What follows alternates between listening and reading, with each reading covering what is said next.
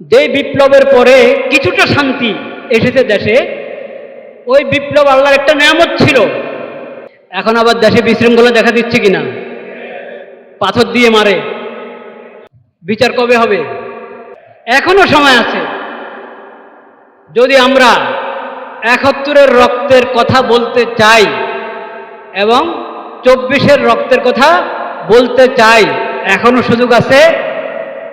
এই নেয়ামতগুলোকে সদ্ব্যবহার করি আমরা, এগুলোর অবমূল্যায়ন করা, অন্যায় ব্যবহার করা থেকে এবং লোক দেখানো ব্যবহার করা থেকে বিরত থাকি। এই যে জুলাই মাস, বলেন তো, জুলাইয়ের শহীদদের জন্য আমরা দোয়া করি। জুলাইয়ের শহীদদের জন্য দোয়ার কথা তো বলেন, কিন্তু জুলাই আগস্টের বিপ্লবের মানকে আমরা রক্ষা করেছি? কখনো করিনি। তাদের রক্তের মান যদি রক্ষা করতাম, তাহলে আমরা ঢাকাতে জাতিসংঘের অফিস খুলতে দিতাম না।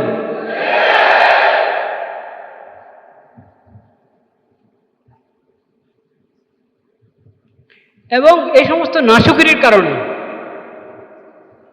যে বিপ্লবের পরে কিছুটা শান্তি এসেছে দেশে, ওই বিপ্লব আল্লাহর একটা নিয়ামত ছিল। ওটার পদ্ধতিতে কারো কোনো ভুল ছিল সেটা ভিন্ন কথা, কিন্তু সার্বিকভাবে যেই ফলাফলটা, তা আমি বলছি, ওটা আল্লাহর একটা নিয়ামত ছিল, যে একটা শান্ত হওয়ার একটা সুযোগ বের হয়েছিল। কিন্তু সেই নিয়ামতের আমরা নাশকরি করেছি। এখন আবার দেশে বিশৃঙ্খলা দেখা দিচ্ছে কিনা, পাথর দিয়ে মারে, বিচার কবে হবে? বিচার কবে হবে? আবার আরেক এলাকায় কয়জন মানুষ জীবন হারালো। কেন এই বিশৃঙ্খলা? আল্লাহর নিয়ামতের নাশকরি করলে এরকম বিশৃঙ্খলা হয়। এখনো সময় আছে। যদি আমরা ৭১-এর রক্তের কথা বলতে চাই এবং ২৪-এর রক্তের কথা বলতে চাই, এখনো সুযোগ আছে। এই নিয়ামতগুলোকে সদ্ব্যবহার করি আমরা, এগুলোর অবমূল্যায়ন করা, অন্যায় ব্যবহার করা থেকে এবং লোক দেখানো ব্যবহার করা থেকে বিরত থাকি। এখনো সময় আছে। এখন চলছে না সংস্কার? হ্যাঁ, একবারে সমন্বিত সর্বোচ্চ কমিশন গঠন করা হয়েছে, করছে। কি এরপরে কি আসবে, কি সংস্কার আসবে, সেটা আল্লাহ জানেন। সংস্কার কিন্তু লেখা আছে, যমুনার অফিসে দেখেন না, লা ইলাহা ইল্লাল্লাহ মুহাম্মাদুর রাসূলুল্লাহ লেখা আছে কিনা? তো সব সংস্কারের গোড়ার কথা তো এটা, লা ইলাহা ইল্লাল্লাহ মুহাম্মাদুর রাসূলুল্লাহ।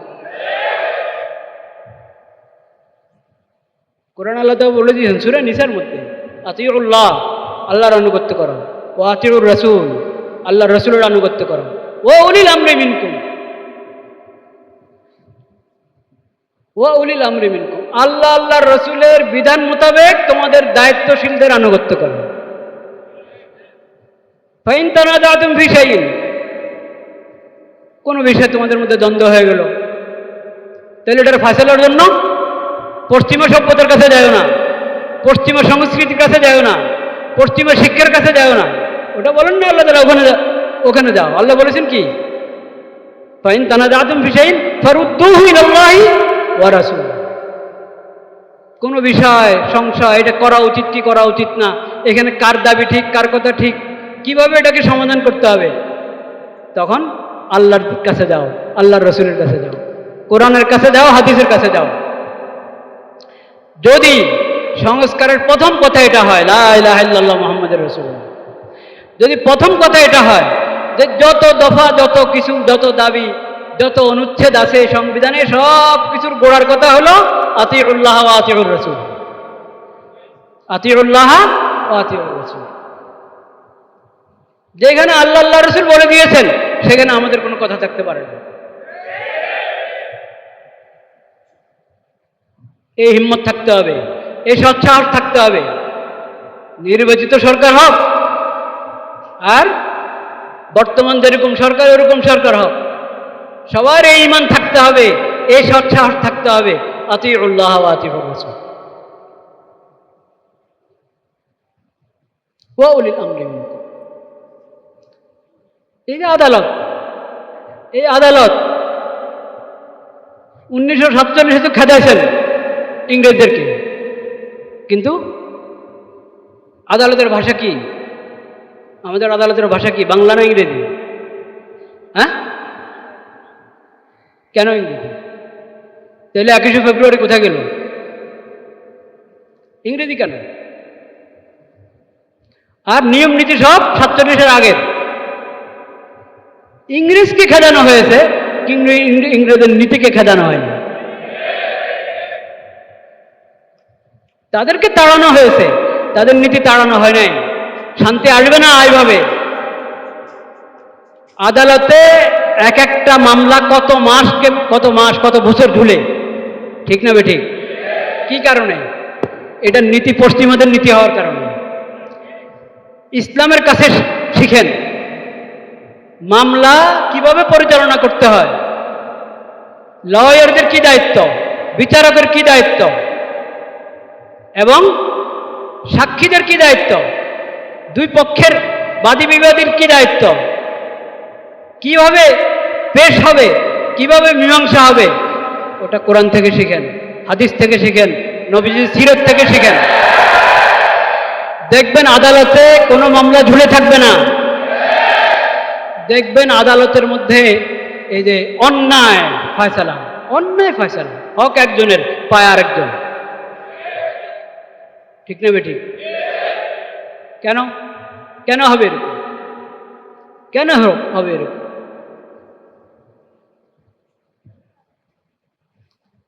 তো সংস্কার যদি করতে চান, আপনি আদালতকে ঠিক করেন।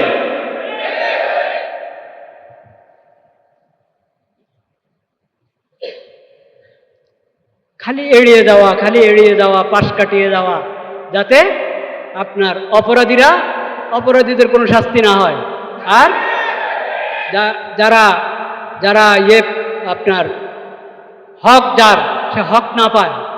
কত তামাশা এটার জন্য, কত পায় তারা। এসব হচ্ছে যেহেতু আদালতকে শরীয়তের অনুগামী বানানো হয়নি। আদালতকে ইসলামী শরীয়তের অনুগামী বানিয়ে দাও, তাহলে কোনো ফোন আসবে না। ফোন আসে কিনা? উপরের চাপ, ফোন, বিদেশি চাপ। আরে কেন এত চাপ? যেহেতু শরীয়তের চাপ তোমার গ্রহণ করা দরকার ছিল, শরীয়তের আনুগত্য গ্রহণ করা দরকার ছিল। শরীয়তের ওটা চাপ না, শরীয়তের নির্দেশনা। শরীয়তের নির্দেশনা গ্রহণ করো নাই, এই জন্য চাপের মুখে অন্যায় ফয়সালা করতে হয় আদালতকে।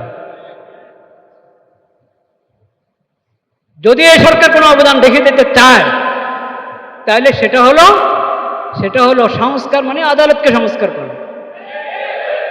এবং সংবিধানের প্রথম কথা লা ইলাহা ইল্লাল্লাহ মুহাম্মাদুর রাসূলুল্লাহ, এটা তো আছে সংবিধানের মধ্যে। তো দেশের হলো প্রজাতন্ত্রের তোমার কি ধর্ম হলো কি, রাষ্ট্রধর্ম হলো ইসলাম।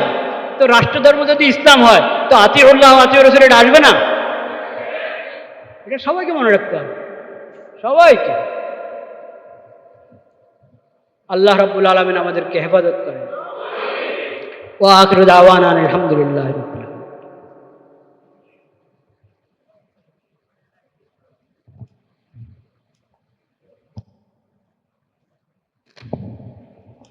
যাদের